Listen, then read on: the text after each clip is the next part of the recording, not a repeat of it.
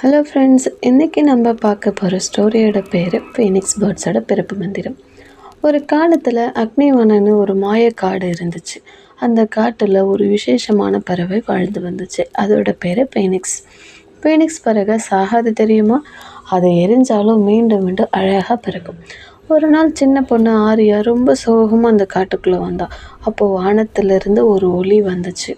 Phoenix பறவை இறங்கி வந்துச்சு. மெதுவாக சொன்னுச்சு, குட்டி ஆரியா, நீ விழுந்தாலும் பரவாயில்ல, மீண்டும் எழுந்தால் போதும். அடுத்த நொடியே ஃபீனிக்ஸ் பறவை தீயில இருந்துச்சு. அப்புறம் திடீர்னு அழகாக அந்த சாம்பல்லேருந்து பறந்து வந்துச்சு. அதை பார்த்த ஆரியா ரொம்ப பெரிய சிரிப்போட, நானும் எப்பவும் தைரியமாக இருப்பேன் அப்படின்னு சொன்னான்.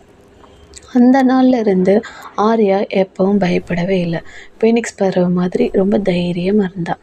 உங்களுக்கு இந்த ஸ்டோரி பிடிச்சிருந்தா மறக்காமல் என்னை ஃபாலோ பண்ணுங்கள். பாய்.